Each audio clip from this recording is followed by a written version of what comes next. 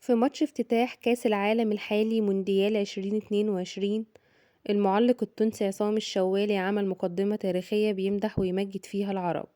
وفي وسط المدح قال جملة حلوة قوي، كتير مننا مخدش باله منها، وهي جملة: نحن من علمكم كل شيء، واسألوا شارلمان عن ساعة هارون الرشيدي.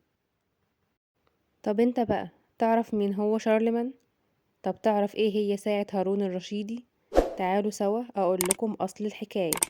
بس الاول كل اللي يشوف الفيديو يعمل اشتراك في القناة ويفعل الجرس عشان نكمل باقي الفيديوهات مع بعض.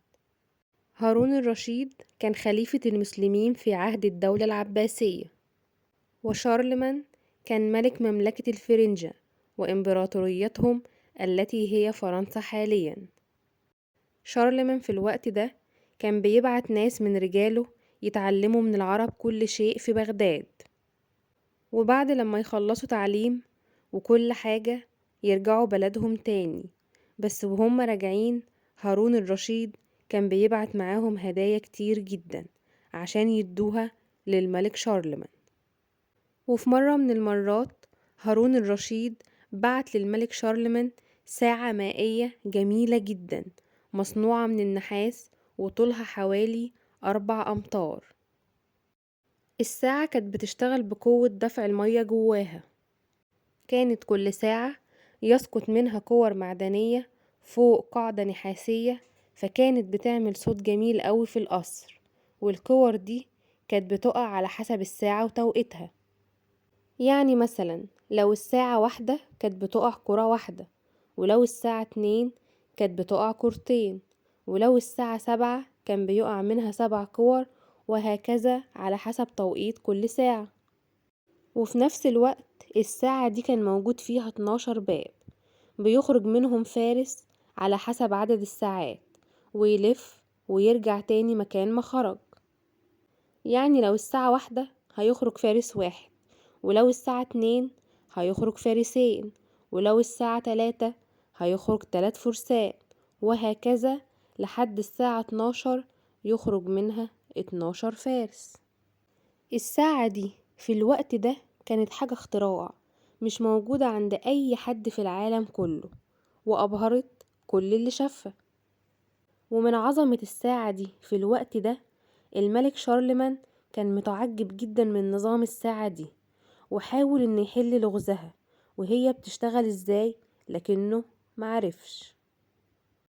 لحد ما الرهبان بتوعه أقنعوه إن الساعة دي جواها شيطان بيشغلها وهو اللي بيحركها بالدقة دي.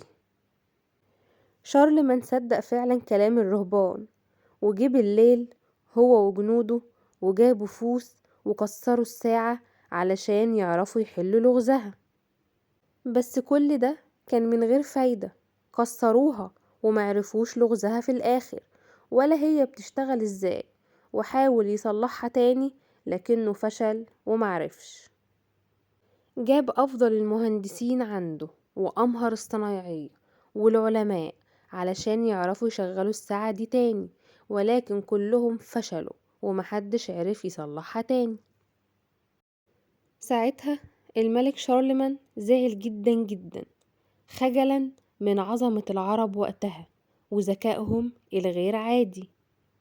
حاشية الملك شارلمان اقترحوا عليه ان هو يبعت للملك هارون الرشيد يخليه يبعت له وفد من العرب علشان يصلحوا له الساعة، لكن الملك شارلمان رفض خجلا من هارون الرشيد وقال لهم: هقول له ايه؟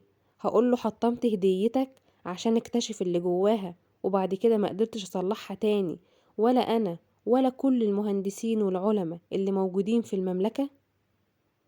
تخيلوا بقى عظمة العرب كانت فين واحنا كنا فين ودلوقتي بقينا فين. وبس كده، هي دي حكاية ساعة شارلمان اللي أهداها ليه هارون الرشيد. أتمنى يكون الفيديو عجبكم، استنوا الفيديو الجاي معايا أنا هنا علي في زي التاريخ ما بيقول.